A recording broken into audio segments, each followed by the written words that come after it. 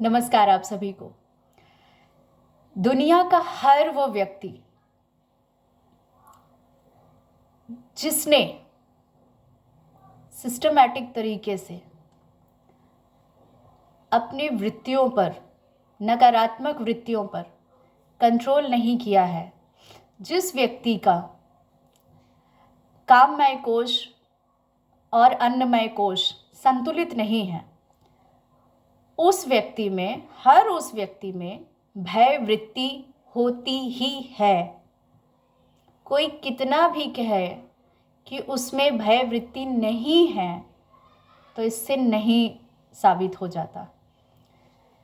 बस उसका व्यक्ति में दिखाई देने का जो माध्यम है वो अलग होता है, अलग अलग होता है। सब में भय वृत्ति एक ही तरीके से नहीं दिखाई देती है। हर व्यक्ति में हो सकता है कि अलग अलग तरीके से ये भय वृत्ति दिखाई दे। जैसे कि अभी सर्दियाँ शुरू हो गई हैं तो बहुत सारे लोगों को ठंडे पानी से डर लगेगा, है ना।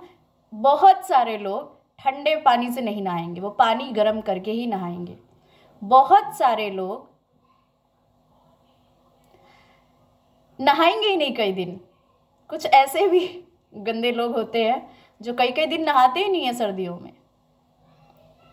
आपको पानी से डर लग रहा है, एक जल तत्व से आप डर रहे हैं और आप कहते हैं मैं किसी से नहीं डरती, नहीं डरता, है ना। पानी से डर रहे हैं आप, यानी कि आप में भय वृत्ति है। कुछ लोगों को ऊंचाई से डर लगता है, कुछ को गहराई से डर लगता है, कुछ लोगों को भीड़ से डर लगता है, कुछ लोगों को अकेलेपन से डर लगता है, कुछ लोगों को किसी ग्रुप से अलग हो जाने का डर लगता है ना। किसी ग्रुप के द्वारा या कुछ लोगों के द्वारा अलग कर दिए जाने का डर रहता है ना। कुछ लोगों को सत्य बोलने में डर लगता है कि हम लोगों की नज़र में बुरे ना बन जाए, है ना। कुछ लोगों को आग से डर लगता है,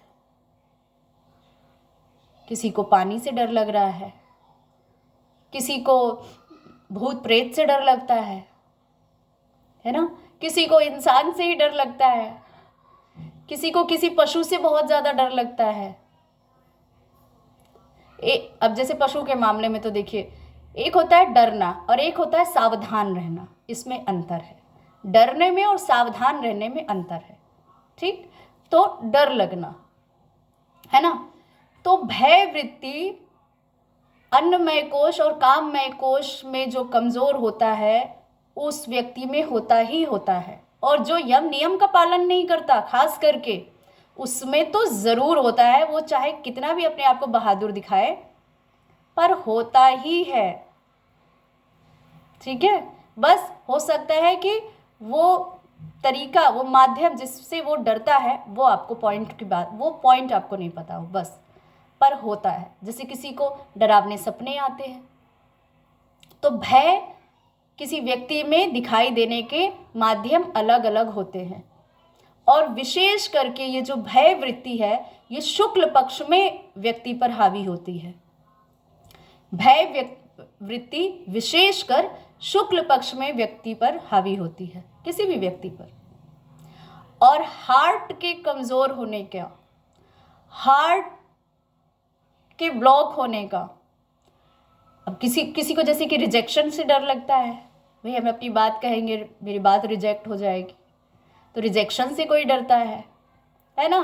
तो भय बहुत तरीक़ों से दिखाई देता है। और ये जो भय वृत्ति है ना, ये हार्ट को कमज़ोर करने के लिए बहुत ज़्यादा जिम्मेदार है। हार्ट को दो ही चीज़ें कमज़ोर करती हैं सबसे ज़्यादा। पहला भय, दूसरा क्रोध।